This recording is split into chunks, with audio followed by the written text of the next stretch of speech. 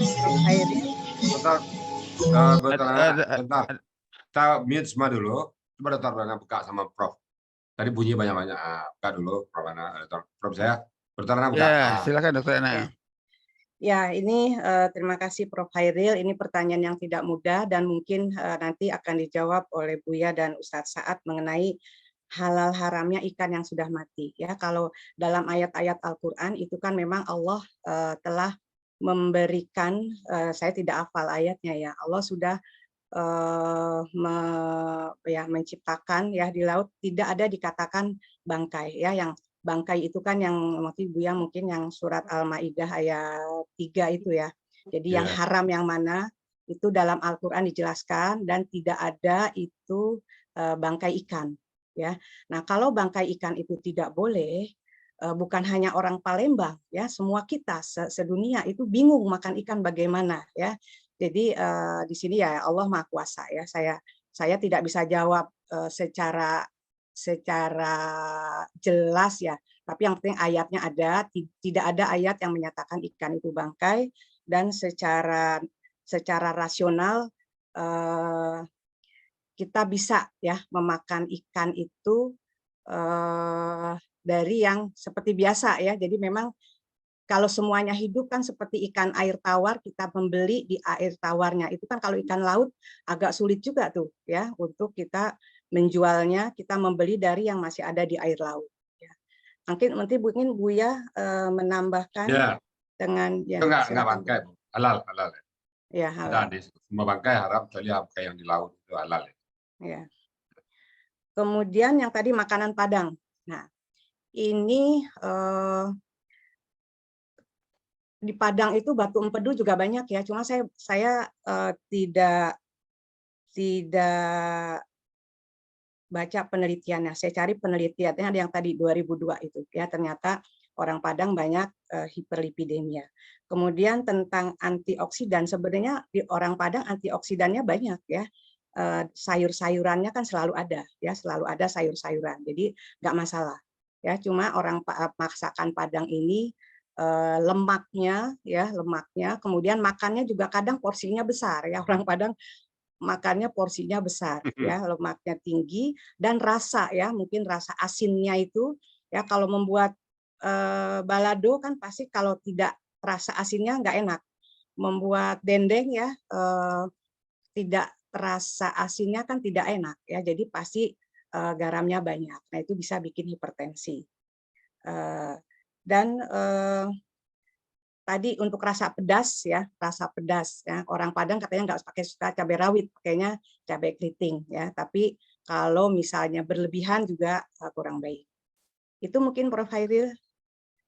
Baik, terima kasih Dr. Ana. Jadi kita kenal juga yang diawetkan ya, jadi ikan laut diawetkan, dimasukkan di garam atau dimasukkan ke es ya, supaya dia tidak membusuk ya. Itu yang dikerjakan oleh orang-orang dari perikanan itu biasanya. Iya. Baik, barangkali Prof. Nukman ada komentar, silakan. Masih hadir? Halo, Prof. Nukman. Assalamualaikum warahmatullahi wabarakatuh. Waalaikumsalam. Iya, sementara bisa saya terima, tapi yang mungkin menerjemahkan bangkai dari bahasa itu yang jadi. Karena kalau dia seperti kata Prof. Hairil tadi, yang namanya bangkai itu membusuk. Apapun yang namanya membusuk itu rasanya agak nggak enak makannya gitu. Ya, sama dengan makanan hewan yang menggelikan itu haram untuk dimakan. Apalagi kalau dia busuk. Yang saya khawatirkan menerjemahkan ikan mati sebagai bangkai. Itu saja, Prof. Makasih. Oh iya, jadi mungkin begini, kalau yang mati itu kan ya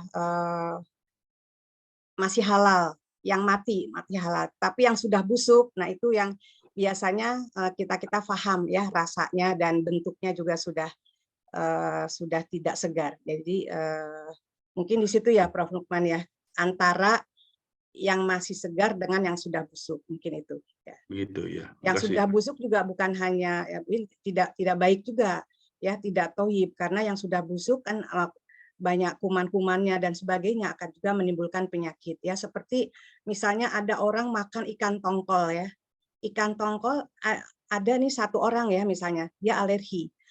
Kalau dia makan ikan tongkol itu yang masih segar, nah itu dia nggak alergi ya.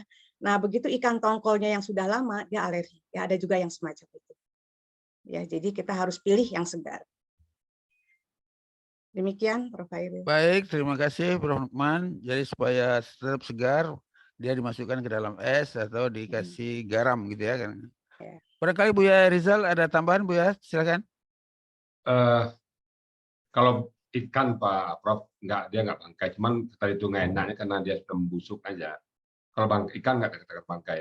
Jadi memang naturalnya begitu kan. Begitu dia keluar dari air kan dia mati.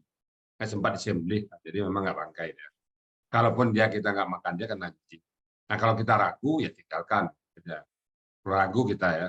Itu Prof, aman di saya Prof. Baik, terima kasih Buya. Nah, jadi tentang ikan yang sudah mati, apakah segar atau sudah menjadi busuk ya, ada dua hal yang berbeda. Sebelum ke kolom chat, saya lihat sudah ada yang raise hand. Silakan Ibu Milda. Baiklah, makasih Prof. Hairil. Ini saya menanyakan masalah ikan busuk tadi. Ya, ikan busuk itu haram atau tidak baik? Karena kalau seandainya kayak di Palembang itu misalnya bukan di Palembang aja, Bekasem itu kan kadang-kadang itu dibusukkan dulu itu, Prof.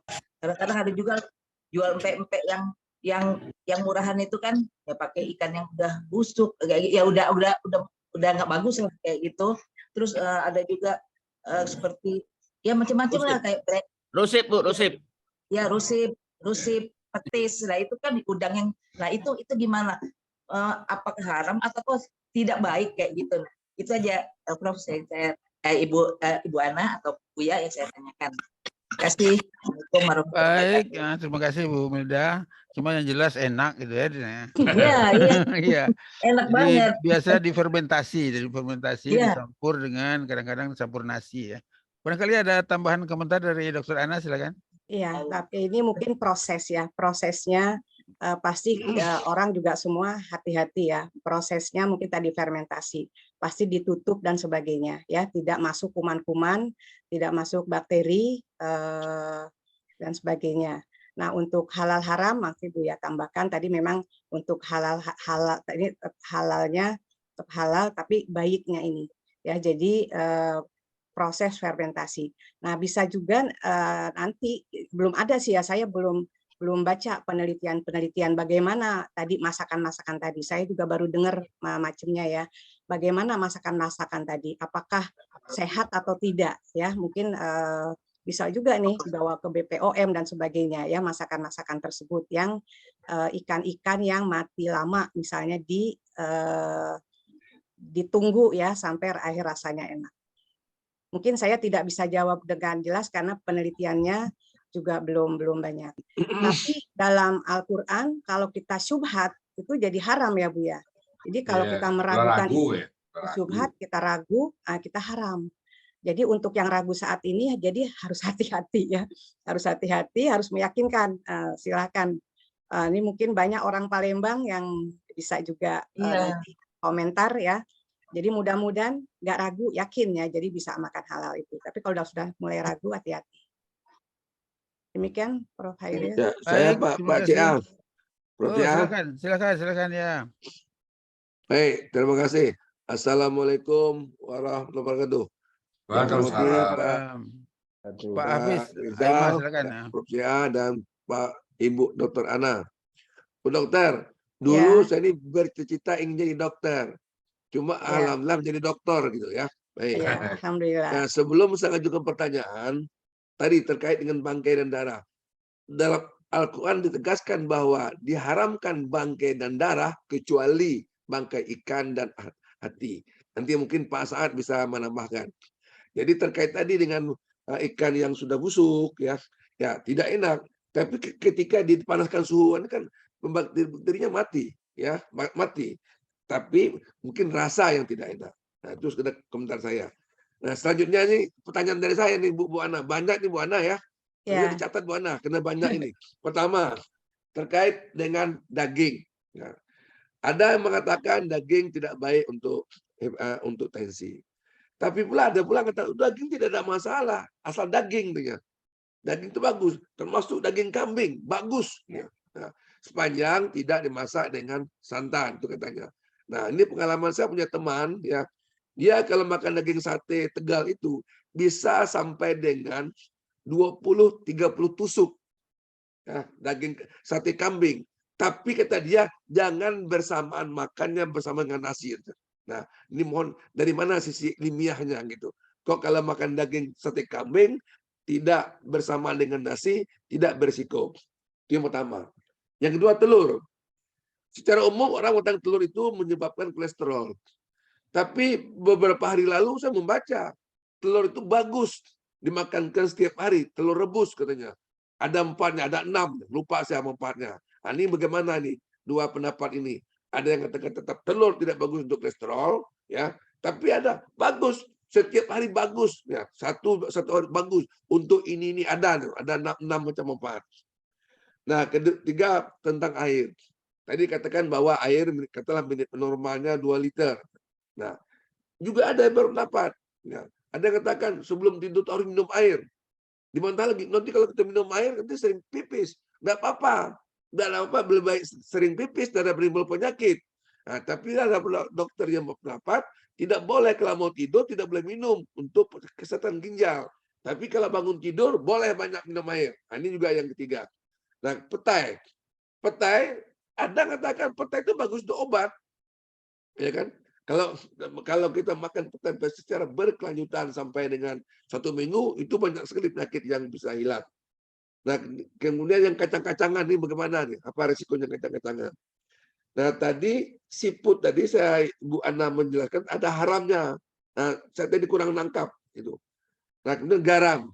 Nah, garam zaman Rasulullah itu katanya garam itu asalkan tidak dimasak, tidak apa-apa. Jadi garam itu di meja. Ketika kita mau makan, baru garam itu dicampurkan dengan makanan. Tidak berbahaya gitu ya. Nah, kemudian mohon ini senior saya, mantan Bupati Sarko, namanya Pak Rotani Yutaka, yang kondisinya sudah sangat menurun. Usia sekarang 77 tahun. Ya. Beliau itu pernah di Bapeda, Sekda, Bupati, 2 periode di Sarko. Kemarin saya ketemu dengan dia di masjid, itu kondisi sudah agak menurun. Nah, dia mengatakan, dia sekarang tidak bisa makan apa-apa. Mencium nasinya dia bisa muntah. Katanya. Jadi dia hanya minum yang sifatnya manis-manis. Ini apa kira-kira untuk senior saya Pak Rotani Yutaka ini ya. Demikian Bu Ana, terima kasih. Assalamualaikum warahmatullahi wabarakatuh. Waalaikumsalam warahmatullahi wabarakatuh. Alhamdulillah banyak pertanyaan. Ada borong gelo itu. Sudah termasuk tadi ada yang di kolom chat juga nanya tentang peti dan sebagainya. Jadi silakan Dr. Ana. Ya, alhamdulillah. Terima kasih Pak Hafiz borong ya. Nih, jadi yang lain bisa numpang tahu juga nih ya. Jadi mudah-mudahan yang bertanya ini banyak nih pahalanya karena yang lain jadi banyak tahu. Nah, untuk daging ya, daging apakah bagaimana untuk tensi? Dagingnya bagus ya, dagingnya bagus, itu protein, lemak itu sudah cukup ya. Tapi kita jangan makan berlebihan. Dan juga cara masaknya ya, tadi santan itu kan banyak macam-macamnya. Nah, kalau dulu kan ada yang masak dengan rempah-rempah, yang orang Arab itu masaknya dengan rempah-rempah banyak, itu bagus ya. Itu mengurangi kolesterol rempah-rempahnya. Jadi kalau kita masak banyak rempah-rempah, kemudian santannya tidak banyak atau tidak pakai santan, itu sehat. Nah, bagaimana daging kambing? Ini kan juga mau Idul Korban nih ya. Nah, daging kambing itu juga tidak membahayakan benar untuk ya seperti orang Indonesia kan kita takut ya makan daging kambing. Nah, waktu saya baca banyak baca tentang daging kambing. Waktu saya berkunjung, waktu saya Lebaran ya di Jeddah saya punya teman di Jeddah itu dokter ya. Pada saat saya Lebaran ke sana itu disediakan daging kambing banyak. Nah, kita semua yang datang teman-teman saya nih langsung lihat-lihat, wah makanannya kambing macam-macam nih. Langsung dia ceramah dulu ya. Jangan khawatir daging kambing ya, jangan khawatir daging kambing. Kami semua sering makan daging kambing nggak masalah. Yang penting cara masaknya. Nah, ternyata kalau kandungannya kolesterol kambing itu malah lebih rendah dari ayam, ya. Jadi tidak tinggi, tapi cara masaknya. Sekarang saya gabung dengan pertanyaan terakhir tadi garam, ya.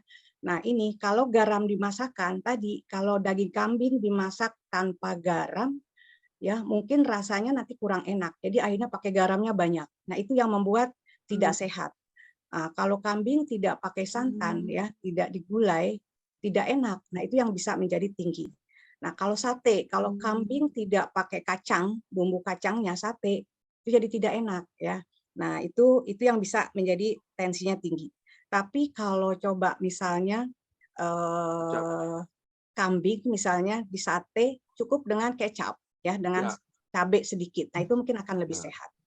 Nah kemudian bagaimana dengan nasi? Kok dicampur nasi malah jadi tinggi? Ya karena tadi karbohidrat, jadi dia kolesterol juga, trigliserid juga, ya. Jadi akan cepat. Jadi kalorinya tuh jauh lebih banyak, ya. Di luar itu saya mungkin ada hal-hal ikatan ya yang saya belum tahu, tetapi kalau dari lihat jumlah itu berlebihan. Yang kedua telur. Nah, telur ini bagus, ya. Telur ini bagus, mengandung protein, mengandung kolesterol, lemak, ya. Tapi jangan berlebihan, ya. Sehari satu. Tadi juga saya katakan kita sehari satu itu pagi-pagi sehari satu itu membuat energi kita, ya, energi kita. Nah, kemudian kolesterol itu kuningnya, ya. Nah, ada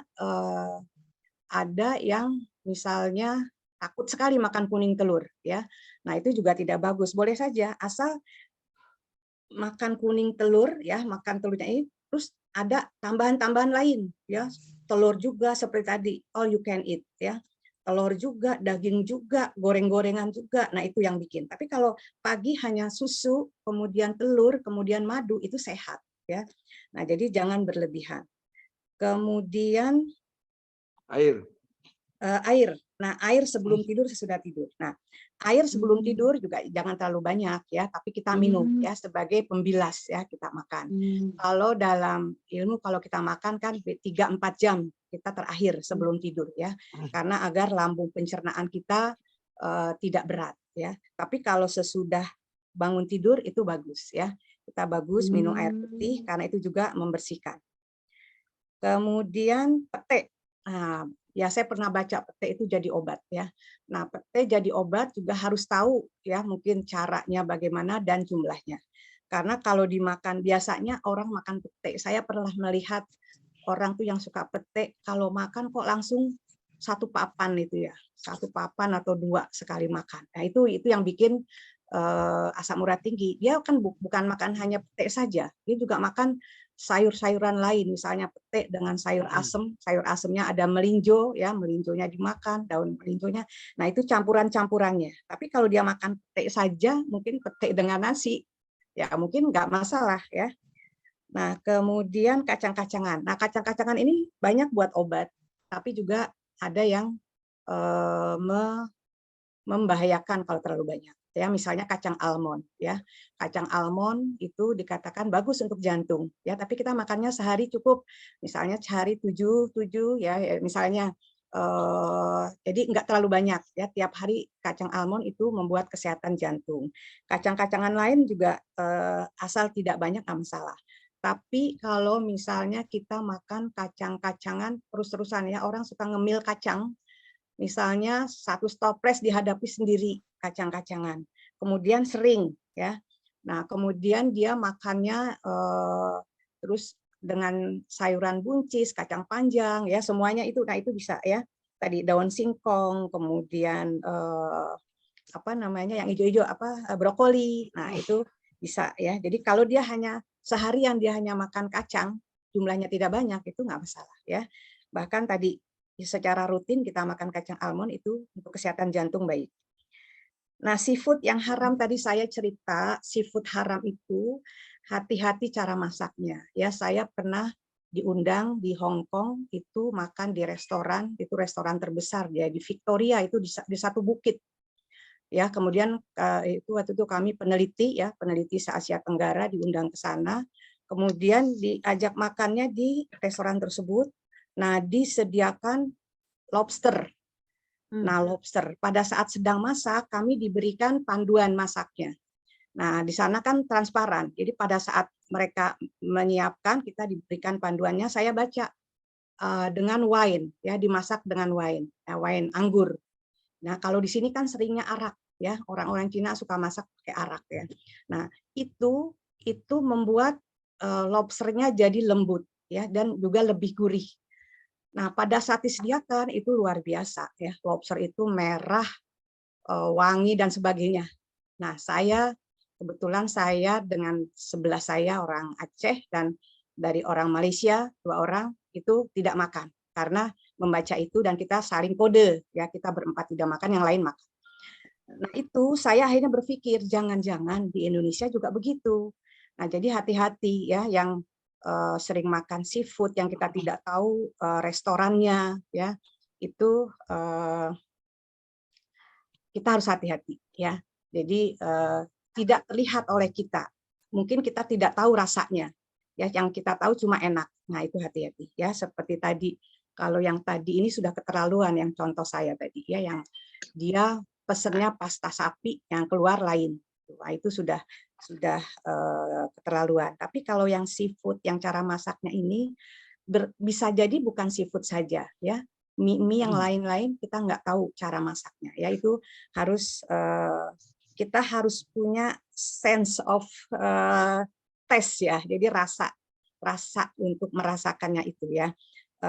Kalau misalnya saya, ya, kalau saya makan penyedap itu pusing. Kalau saya makan ada minyak-minyak itu ternyata saya diare, pernah saya diare, ya. Di suatu hari saya diare, ternyata minyaknya itu setelah saya makan sesuatu ternyata keluarnya daging BABI itu, ya. Jadi ada minyak-minyaknya saja udah nggak nyaman, ya, perut saya. Nah, itu tadi yang haram, Pak Hafiz, ya, Pak Hafiz. Jadi haram tadi seafoodnya halal, tapi cara masaknya. Karena di kita sekarang kan rumah makan itu kita sudah tahu banyak yang punya non Muslim, ya. Jadi kita harus hati-hati benar, ya. Kemudian tadi garam di meja sudah. Nah, garam di meja seperti Nabi kalau makan buah itu kan pakai garam, itu bagus, ya. Kalau kita sedang haji, ya, saya kalau sedang jadi petugas haji dulu pada saat musim panas itu di Mina, di Arafah, di Mina itu kan kita enaknya makan buah. Nah, saya sampaikan ke jamaah, ya, pakai garam. Jadi saya bawa tuh garam, ya, pakai garam. Jadi kita makan apel kasih garam. Ini sunnah Nabi. Nah, ternyata ini memang mengganti keringat kita, ya. Rasanya juga lebih enak. Makan jeruk, makan apel pakai garam. Jadi ini apa namanya, garam di meja sebagai ini juga, ya. Ya, Nabi sudah lebih paham, ya. Jadi kita tidak berlebihan. Karena kalau garam ditaruh di masakan pasti kita taruhnya banyak, ya. Kita taruhnya banyak. Kemudian yang terakhir yang seniornya Pak Hafiz, ya.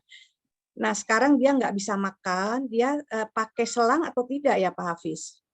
Tidak pakai selang, dia bisa sholat, bisa dia. Oh, dia Cuma mengunyah bisa. Bisa. Nah, Cuma mengunyah, mencium ya. saja itu muntah katanya. Mencium nasi itu muntah katanya. Mencium nasi muntah. Nah, itu yang ya Buya sering mengatakan itu di pikiran, ya, itu di pikiran. Mungkin bisa dibantu dengan pikirannya. Jadi bisa jadi saya nggak tahu organnya, ya. Nah, kalau organnya ternyata semuanya bagus sebenarnya, cuma dia ngelihat muntah itu berarti di pikiran, ya. Nah, jadi pikirannya yang kita bantu, ya, mungkin, ya, dengan ayat baca Al-Qur'an, dengan istighfar dan sebagainya, sehingga pikirannya melihat bahwa makanan itu enak. Jadi disugesti, ya, kalau baru melihat itu muntah. Jadi dibantunya seperti itu saja. Tapi kalau organnya yang memang dia mual karena lambungnya, nah itu dibantu. Jadi makanan jangan yang asam, jangan yang pedas, gitu, ya. Tapi yang pertama yakinkan makanan itu baik, makanan itu enak, ya. Jadi pikirannya yang harus dibantu. Ya. Mungkin demikian, Pak. Nana, satu lagi, Bu Nana, Ya, tersisa. Saya pernah membaca WA baru-baru ini, kata jangan minum sesudah makan. Sebab apa? Akan menghabiskan hal-hal baik yang kita makan. Jadi kan yang kita makan hal-hal yang baik. Nah, kalau kita minum itu terbilas. Nah, gimana nanti, Bu? Ya, itu pasti nggak benar, ya, Pak Hafiz, ya. Pakai jangan. Ya. Nah, sebaiknya kita minum sebelum makan ada. Baik. Sebaiknya kita minum sebelum makan karena dengan minum pun ada rasa kenyang. Sehingga makan kita tidak berlebihan. Tetapi Baik. setelah makan jangan minum, itu saya belum pernah dengar, karena setidaknya kita minum untuk membilas ya, untuk membilas Ya. jadi pencernaannya lebih baik. Baik, terima kasih Bu Ana. Pak Ya. Hairul, Assalamualaikum. Mudah-mudahan puas ya Pak Hafiz. Ya, puas, sangat puas. Waalaikumsalam warahmatullahi wabarakatuh. Baik, terima kasih Prof. Hafiz dari Jambi. Kita lanjut Dr. Ana ya. Ya, Masih ada di kolom chat saya lihat nih. Ada Yayu Dahlan. Ini tentang Ottawa kayaknya. Susu kambing ya. Ya. Jadi Bu Dokter mohon penjelasan juga. Saat ini susu kambing menjadi pembicaraan yang cukup fenomenal. Dan banyak sudah membuktikan manfaatnya. Pertanyaannya, apakah betul susu kambing lebih baik dibanding susu sapi? Ya. Gitu katanya, Dokter Ana silakan. ya, ini Ibu Yayu, ini teman saya ini, beliau distributor ya untuk Etawa ini. Jadi untuk saya tidak banyak mempelajari ini, ya, tidak mempelajari Etawa, tapi memang semua susu itu baik, ya, semua susu itu baik. Tapi lebihnya itu pasti ada apa ya, unsur salah satunya, ya. Jadi ada yang susu sapi apa baiknya, susu kambing apa baiknya, ya. Saya tidak bisa menjawab secara Ilmiah. menjurus ke Etawa, ya. Itu saja Prof. Hafiz. Ya. Bagaimana Bu Yayu, cukup? Barangkali Bu Yayu nanti membuktikan manfaatnya tadi ya, dibandingkan antara susu sapi dengan susu kambing ya. Ya, kayaknya kalau dalam ayat kan Allah hanya menjelaskan di antara dua saluran yang kotor, ya, saluran buang air kecil dan saluran buang air besar, itu ada kantong yang isinya bersih yang manfaat, gitu ya, susu. Nah, tapi tidak ada susu binatang yang mana, tidak ada. Ya, hanya dikatakan ternak, ya. Jadi Allah sudah menyiapkan kita makanan yang sehat yang sebenarnya ada di antara alat yang kotor. Ya, itu betapa Allah Maha Besar. Itu Pak Hairul. Baik, terima kasih. Cuma saya jadi pertanyaan, kok bisa susu sapi itu begitu banyak dijual ya? Susu kambing itu ya. Padahal kambing kan susunya lebih sedikit gitu ya. Cuma dijual banyak dan banyak yang menjualnya. Apakah memang asli susu itu? Ini Bu Yayu juga sudah resen saya lihat. Silakan Bu Yayu. Silakan Bu Yayu. Alhamdulillah kita ketemu di sini ya. Assalamualaikum Bu Ana, Masya Allah. Ternyata kita tidak boleh sembarangan ya makan ya, jangan asal enak ya. Ya. Iya Ibu Dokter, jadi kalau berdasarkan dari apa itu info edukasi yang kami terima, itu katanya susu kambing itu nomor 2 setelah ASI, dan itu ada hubungan yang dari hasil penelitian saya juga dapat ya, itu banyak sekali manfaatnya. Nah ini katanya saya bilang apa orang itu yang setelah minum susu kambing jadi kemudian memang saya sudah membuktikan sendiri ya, sebelumnya kan kaki saya tidak ditekuk gitu ya, masih pakai bangku gitu ya, terus alhamdulillah atas izin Allah. Nah ini yang jadi pertanyaan saya, apakah ini sugesti atau memang benar gitu ya. Itu aja, jadi berdasarkan dari hasil penelitian susu kambing itu ternyata nomor 2 setelah ASI, itu yang saya beri infonya. Terima kasih Bu Yayu ya, karena saya seorang dokter ya tidak bisa menyampaikan dari kata saya gitu ya, hanya membaca-baca. Saya harus baca banyak penelitian dan harus melihat, jadi baru bisa menjawab dengan baik. Mungkin itu Prof. Hairil, terus terang saya belum mempelajari benar-benar etawanya ini. Baik, nah, terima kasih Bu Dokter Ana. Ya. Saya mau ingin tanya, Bu Yayu pernah belum melihat orang melihara kambingnya di Jawa situ, gimana itu? Yang menjadi pertanyaan saya tadi, ngapa bisa susunya banyak sekali? Jadi gini, kami sepengetahuan kami dari perusahaan itu mempunyai kelompok khusus, kelompok ternak kambing Etawa. Jadi kambing itu ribuan dan dikelola oleh satu kelompok tani, tidak satu kelompok tani, banyak sekali kelompok tani sehingga yang diterima oleh perusahaan itu dalam bentuk susu yang hasil perahan itu, ada yang sudah dibekukan, ada yang memang segar langsung ke pabrik itu. Jadi kalau memang benar dari satu ekor kambing itu hanya bisa produksi sekian liter gitu ya.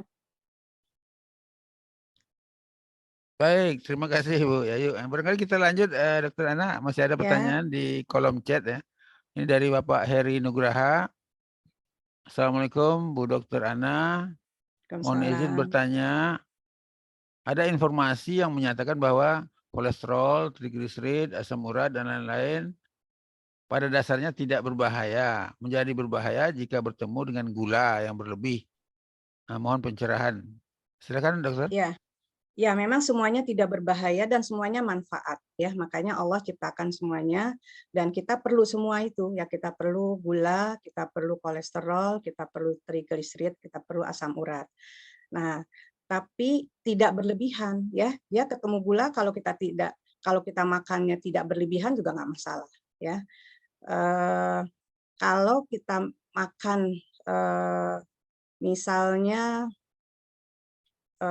kolesterol, trigliserid ya dalam jumlah yang normal. Kemudian setelah itu kita campur gula. Nah, gulanya juga sedikit. Kita tidak ada penyakit misalnya, itu tidak masalah ya. Saya belum menemukan penelitian kolesterol, trigliserid dan gula itu pada orang sehat berbahaya. Mungkin itu. Baik, terima kasih. Kalau untuk ini Prof. Hairil, mungkin untuk asam urat ini yang saya perhatikan, asam urat ini kan bisa menjadi batu ya. Nah, Betul. pada orang-orang yang sudah ada batu ginjal itu perlu menjadi perhatian, walaupun sudah keluar sendiri, misalnya pakai obat-obat untuk hancur ya, kemudian untuk rapuh batunya terus keluar, itu bukan berarti dia sudah sembuh, sudah lepas dari batu ginjalnya, dia bisa ada lagi ya dari makanannya. Nah, mungkin ini sebagai dokter bedah, Dokter Joni juga mengalami itu kalau ada orang-orang yang sudah dibedah, dikeluarin batunya, itu suatu saat dia akan ada lagi karena ini dari pola makannya sehari-hari. Jadi bagi orang yang sudah pernah ada batu ginjal, nah itu setelah dioperasi atau setelah batunya keluar melalui saluran kemih, nah itu tetap jaga pola makan, jangan sampai badannya membentuk batu lagi. Nah, jadi di sini saya melihat, saya bilang, jadi orangnya itu, orang yang punya sakit itu, jadi seperti pabrik. Dia makan asam urat sedikit saja menjadi batu, sementara orang lain yang makannya sama jumlahnya dengan dia, itu aman-aman saja. Jadi secara genetik tubuhnya itu mudah ya. Jadi saya bilang seperti pabrik. Mungkin ada bahan-bahan di tubuhnya yang sudah sebagai perekat gitu misalnya ya. Itu pemikiran saya karena saya melihat orang-orang yang berpenyakit kencing batu ini gitu. Terus nanti berapa bulan sekali datang lagi dengan batu lagi, berapa bulan sekali datang lagi dengan batu lagi kalau dia makannya tidak diatur ya, tidak hati-hati. Demikian Prof. Hairil. Baik, terima kasih Dr. Ana. Kita tahu bahwa batu ginjal bisa salah satunya adalah batu asam urat ya. Bisa Ya, juga batu yang lain ada juga batu kalsium ya, ya batu kalsium, kalsium magnesium. oksalat. Bagaimana Pak Heri, cukup ya? Kemudian kita lanjut, ini masih ada Ibu Nini ya. Apa penderita asam urat dengan makan obat rutin bisa membahayakan ginjal Bunda? Ya, jadi asam urat kalau tidak diobati malah jadi sakit ginjal ya. Asam urat tidak diobati dia bisa menjadi batu ginjal ya, selain di sendi-sendi ya, batu ginjal. Nanti batu ginjal berdiam di ginjal lama itu bisa menjadi penyakit gagal ginjal kronik atau langsung bisa menjadi setelah gagal ginjal kronik bisa menjadi gagal ginjal yang harusnya cuci darah. Nah, kalau diobati, ini ada saya juga ingin pesan juga Bapak Ibu, ada banyak penyakit asam urat, penyakit nyeri sendi, biasanya ada Bapak Ibu masyarakat yang suka beli ke toko obat. Nah, ke toko obat diberikan itu 3 macam ya paket. untuk nyeri, dan ada 1 macam obat steroid namanya. Nah, obat steroid itu ada yang dikasih prednisolon, metilprednisolon, ada yang dexamethasone ya. Itu biasanya orang-orang yang sakit sendi udah tahu tuh penyakit itu. Begitu minum 3 macam obat, itu langsung nyerinya hilang. Nah, atau bisa juga pertama dokter yang resepkan ya. Terus penyakitnya hilang. Nah, begitu sakit sendi lagi dia ke obat lagi, dia beli lagi yang sama ya, minum lagi. Nah, nyeri sendi dia makannya nggak dipantang, dia makan lagi kayak asam urat, nyeri lagi, makan lagi, akhirnya terus-terusan. Nah, ini efek sampingnya ya, mungkin Bapak Ibu lihat ada orang yang gemuk, yang gemuknya gombior ya, gemuknya gombior itu gemuk yang waktu masih mudanya dia nggak gemuk ya, tiba-tiba pada saat usia di atas 40 kok badannya menjadi gemuk seperti itu ya, seperti bengkak ya, mukanya seperti bengkak, badan bukan bengkak, dia memang gemuk. Nah, itu adalah efek samping steroid dan itu agak sulit dijadikan kurus lagi ya. Mungkin ibu-ibu pasti nggak mau ya, jadi tapi banyak nih yang ibu-ibu dapat ya, jadi minum karena sakit sendi minum obat itu, nah kemudian efek sampingnya ke gemuk yang sulit dikuruskan lagi. Demikian Prof. Hairil. Baik, terima kasih. Cukup ya Bu Nini ya. Lanjut, ini sudah ada yang raise hand, silakan Ibu Ruli. Ya, Assalamualaikum warahmatullahi wabarakatuh. Waalaikumsalam warahmatullahi wabarakatuh. Mungkin di sini saya ingin menanyakan Dok untuk masalah yang kebetulan banyak ya di orang-orang yang udah menginjak usia tua, ternyata di kaki apa jempol ya itu bengkok ya, itu apakah dari asam urat ataukah ada kelainan tulang atau pengapuran atau bagaimana, mungkin mohon penjelasannya ya. Atau bisa Kaki atau tangan ya? misalnya Kaki atau tangan ya Bu ya? Kaki juga ada, di kaki juga terutama ada. kaki itu pada saat pakai sepatu itu kesakitan. Di jempol kiri jadi bengkok ke kiri, kalau yang kiri bengkok ke kiri, kalau yang kanan bengkok ke kanan. Nah, itu apakah bisa diatasi dengan fisioterapi atau penyebabnya apa ya, itu yang belum kita tahu. Mohon penjelasannya. Ya, nah ini tidak terkait erat dengan makanan ya, bisa juga ada yang asam uratnya misalnya atau pengapuran ya, tapi ada yang karena kebiasaan pakai sepatu dan sendal. Jadi ada yang dia nggak pakai sepatu ya, jadi di tuanya itu dia pakainya sendal saja. Nah, dengan sendal saja ini kan jadi jempolnya itu bebas ya, bergerak-gerak bebas. Nah, bergerak-gerak bebas, jadi akhirnya makin terus makin nonjol ya. Kalau pakai sepatu akhirnya nonjol atau menjadi sakit ya. Jadi Nah, cara mengatasinya bisa aja fisioterapi tapi agak lama, dan sekarang saya lihat ada yang jual itu Bu. Jadi seperti kaos kaki, ada bantalannya. Jadi dipakai setiap malam.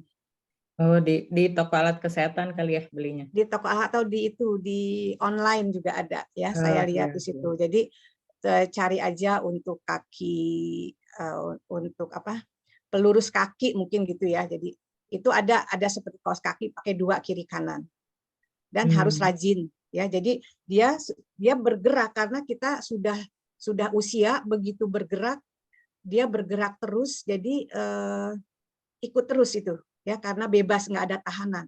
Kalau kita pakai sepatu, biasakan pakai sepatu terus, itu nggak terjadi.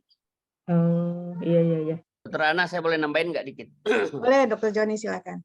Ya, jadi Assalamualaikum warahmatullahi wabarakatuh. Waalaikumsalam. Nggak misleading ya. Yang diceritain Dokter Ana tadi itu namanya hallux valgus ya. Itu memang bisa turunan, bisa salah sepatu. Tapi yang kedua ada mencurigai itu ada, kalau asam urat itu topi, bisa ada topi di jempol merah ya.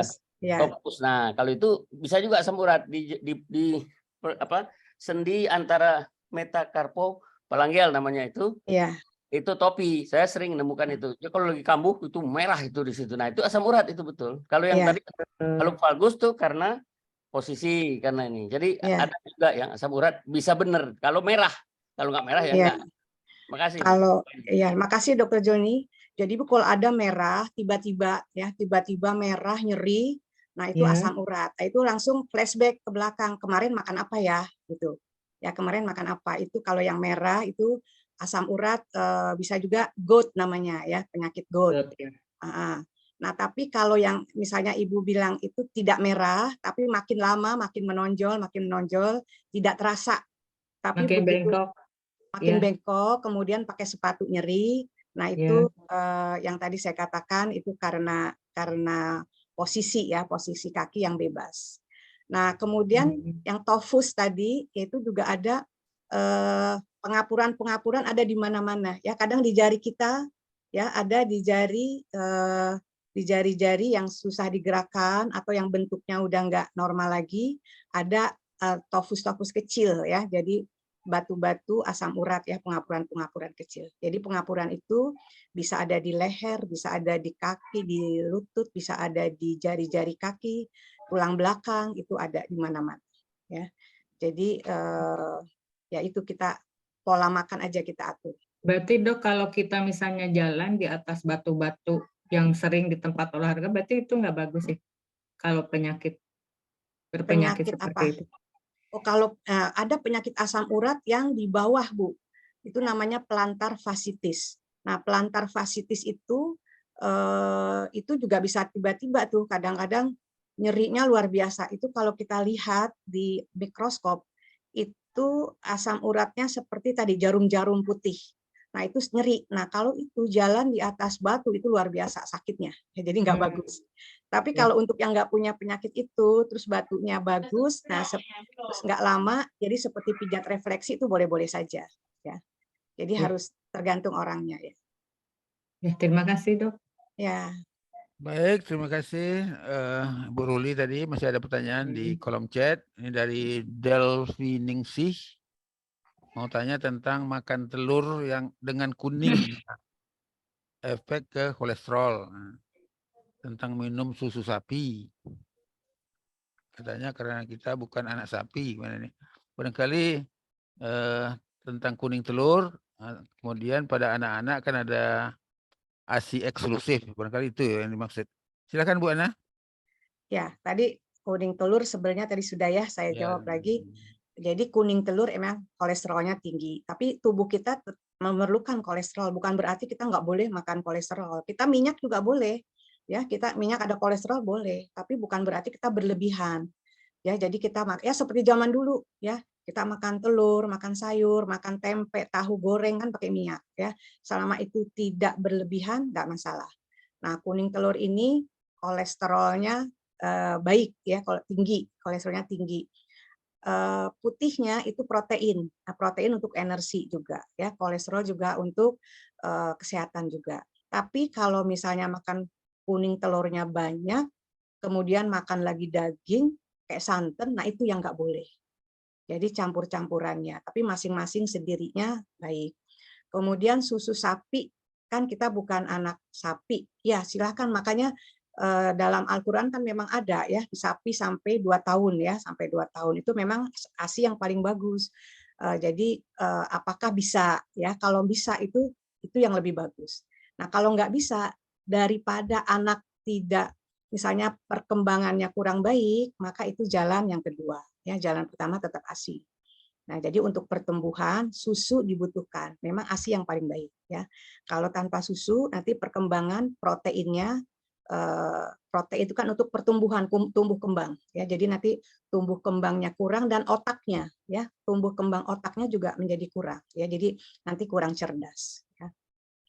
Kecuali kalau misalnya tadi pengganti ASI-nya ada yang lebih baik lagi misalnya ditemukan, itu boleh saja ya. Jadi kalau kita bukan anak sapi ya, kalau kita berpatokan pada itu terus nggak mau kasih anak susu, nah kita harus cari penggantinya ya, yang proteinnya bagus, yang vitamin-vitaminnya juga bagus ya. Dan sebenarnya kalau kita lihat, kita kan bukan anak sapi, tapi kan dalam Al-Quran Allah sudah katakan ya, aku ciptakan ternak yang untuk kau makan ya, untuk kau kendarai. Nah, kau makan ya, aku ciptakan ternak yang aku keluarkan yang bagus ya, susu di antara kedua yang kotor, apa namanya, saluran cerna dan saluran kemih. Berarti kan Allah bolehkan ya. untuk minum susu itu, susu sapi ya, susu ternak. Memang untuk manusia ya. Demikian Prof. Hairil. Baik, terima kasih. Assalamualaikum warahmatullahi wabarakatuh. Oh ya, siapa tuh, silakan. Waalaikumsalam. Bu Ana, saya mau tanya boleh ya Bu Ana ya? Boleh, boleh. Ini Siapa, saya nama kan siapa? Nama siapa? Ibu Ibu Wasti. Wasti, Ibu Oh iya, Wasti. silakan. Videonya nggak bisa dibuka, Bu. Bisa insya Allah. Tapi lagi dingin, maaf nih, saya buka dulu. Lagi kurang sehat. Australia. Lagi di Oh, di Australia. Australia. Iya, lagi dingin banget soalnya Bu Oh Ana, iya maaf. iya. Berapa derajat? Saya belum lihat juga ya, Belum lagi lihat. dingin memang. Datang ke Indonesia Bu Ana, saya ini kan lagi dingin di sini ya. Nah, terus udah gitu udah beberapa minggu ini kok tangan saya yang kanan kalau bangun tidur itu terasa nyeri dan kaku. Ya. Jari-jari. Nah, itu tuh saya rasain apa ya? Kenapa gitu? Biasa-biasa nggak pernah gitu. Ya. Itu ada pengaruh dari makanan atau dari udara atau dari apa? Udara. Saya nggak tahu. Ibu di Australia udah berapa lama, Bu? Saya hampir setahun, Bu. Tahun. Nah, musim dingin yang sekarang sudah berapa lama nih? Musim dingin ini udah jalan 2 bulan ya, Bu. 2 bulan. Tapi waktu lagi tahun yang kemarin itu musim dingin juga, tapi nggak begini. Dingin aja. Ya, jadi seperti tadi saya katakan, Ibu flashback ya. Flashback, makan apa, mungkin dilihat nih, makan apa yang mengandung asam urat tinggi. Ya, tadi gambar-gambarnya ya sudah saya kasih lihat. Jadi, tapi faktor cuaca ini juga sangat berkaitan dengan apa namanya? OA kaku-kaku. OA, Bu. Ada OA-nya kali nggak? Iya. Jadi ada osteoartritisnya ya, itu bisa jadi Ibu flashback ke belakang ya. Ya biasanya kalau sudah ada OA begitu kita makan itu nyeri ya, kaku. Nah, suhu juga mempengaruhi ya, orang-orang yang rematik bisa juga Ibu misalnya awal rematik itu dingin juga pengaruh ya. Jadi memang perlu dilihat, Ibu flashback sendiri dulu dilihat, kemudian diatasi bagaimana tadi pola makan, kemudian untuk cuaca mungkin Ibu atasi bagaimana caranya. Nah, kalau memang sudah tidak, itu berarti memang dari faktor itu. Kalau misalnya masih, ya Ibu sebaiknya pergi ke dokter, karena nanti ada yang diperiksa, Bu, untuk faktor-faktor rematiknya itu. Ya. Ya, semoga cepat sehat, Ibu. Amin, terima kasih Bu Ana. Tapi Ya. itu obatnya kan saya selama ini minum suplemen aja ya, vitamin B12, D3, vitamin E, vitamin C, itu aja yang saya minum. Iya, boleh ya? Boleh. Boleh ya. Oke, makasih banyak Ibu Ana, Ya. makasih Pak Hairil, makasih banyak. Baik, terima kasih. Yang di jauh kedinginan ya. Tadi orang nggak kuat dingin, Bu. Anak-anak tadi makan susu sapi, orang tua makan susu kambing ini sekarang. Kita sangat dibatasi waktu, masih ada 2 menit. Barangkali ini ada satu pertanyaan Hana Ria ya. Hasil penelitian menunjukkan bahwa ikan laut dalam seperti kakap putih, kerapu, dan seterusnya, peptidanya efektif menghancurkan virus. Nah, di samping itu ada omega 3, antioksidan, dan sebagainya. Nah, tidak banyak yang tahu bahwa Allah sudah memberi obat yang manjur. Nah, peptida ini dikombinasi dengan karbohidrat kompleks, terutama oligosakarida, membentuk sel T dalam tubuh menjadi lebih waspada. Jadi regenerasi sel lebih figur. Ya. Jadi ini sepertinya sudah ke arah seluler ya, molekuler. Silakan Dr. Ana, kita masih ada waktu 2 menit. Ya, jadi ini memang yaitu kembali kalau kita menemukan ini ya kita ciptaan Allah, ya Allah menciptakan memang sudah sangat apa namanya, sangat dipikirkan lah ya, sangat sudah sesuai dengan dunia ini. Jadi kalau seperti itu mungkin kita juga perlu lihat penelitian-penelitian ya, kita lihat hasil-hasil penelitian untuk melihat ya, karena itu kan barang yang langka juga nih ya, di ikan di laut yang dalam mungkin menjadi barang yang langka. Saya nggak bisa menjawab ini sebelum saya lihat hasil-hasil penelitian. Demikian mungkin Prof. Hairil. Mungkin terakhir nanti ada Buya kan Prof. Hairil ya? Ya, betul. Baik, menambahkan. Karena pertanyaan saya lihat masih ada nih di kolom chat. Coba kita dibatasi waktu. Iya. Jadi, Buya ini sudah 7.29. Ya, kita 7.30 ya, Prof. Ya, karena ada kelas offline sekarang kan. Ya, silakan Buya. Saya kembalikan ke Buya dulu. Oke, baik Bapak Ibu semuanya. Karena waktu jua, saya sebenarnya pengen lama-lama lagi Bapak karena ada kelas offline. Untuk itu saya mohon maaf, mungkin sampai sini aja. Kalau ada yang masih ada pertanyaan nanti japri aja Bu Nel Darmawati, nanti Bu Nel menyampaikan ke Bu Dr. Ana ya.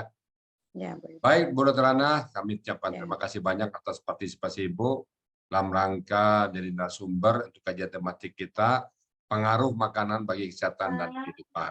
Ya, memang betul ya, makanan berpengaruh bagi kita. Untuk itu Bu Dr. Ana kami ucapkan terima kasih. Dan nanti lain kali kalau ada topik lain, kami tetap undang Bu Dr. Ana ya, mungkin nanti ya, ada topik baru ya, Bu Ana. Terima kasih banyak Bu Dr. Ana. Semoga kebersamaan kita tidak pernah berakhir. Oke. Kemudian kepada Bu Rita Herlinda. Makasih Bu Rita Herlinda sudah membacakan ayatnya, surah Al-Baqarah ayat 198 sampai 170. Yaitu Bu Rita Herlinda semoga tetap istiqamah bersama Quran. Dan Prof, kedatangan Prof ini tiap Sabtu pagi ini memang tidak bisa ditawar-tawar, Profnya. Sudah merupakan pakem di Al-Sani ini. Kalau ada tematik, kayaknya kalau nggak ada Prof itu ya Bunda. Iya, nggak garing Pak, nggak garing. Nggak bentuk gulai dan garam. Astagfirullahaladzim. Jadi makasih ya Prof. Ya, terima kasih sama-sama. Tentang Prof itu sangat kami harapkan sekali. Itu dari saya Bunda, dan saya kembalikan ke Pak Prof karena kelas sudah ada, dan Pak Joni yang udah lama nggak masuk, siapa selamat datang Pak Joni ya. Kalau bisa mulai hari ini jangan nggak masuk lagi Pak Joni ya. Sibuk-sibuknya Pak Joni, usahakanlah masuk di sini ya, nomor-nomor. Cigo Jul. Iya, kasihan teman-teman yang nanya, Pak Joni mana? Iya, terima kasih Dr. Joni. Nanti kapan-kapan Dr. Joni jadi pemateri Ustadz, Ibu ya. Oh, ya, Dr. Joni itu ya. Baik Bapak Ibu ya. Sama di media Askulapius. Iya. Saya juga mau ke kantor nih sekarang, kerja nih. Oke, baik Bapak Ibu yang tidak tersapa, mungkin banyak tadi partisipasi 254, 255. Ya mungkin nggak tersapa atau apa, kami ucapkan mohon maaf sebanyak-banyaknya. Dan sekali kembalikan saya Prof untuk ditutup Prof. Silakan benar ya. Ya. Baik, terima kasih. Jadi saya mohon maaf kalau ada hal yang tidak berkenan. Saya memimpin acara pada pagi ini. Saya lihat masih banyak, ini ada 20-an kolom chat yang belum sempat saya baca. Terima kasih juga Dr. Ana dan seterusnya. Barangkali kita tutup saja acara kita pada hari ini dengan membaca Subhanallah. Majelis.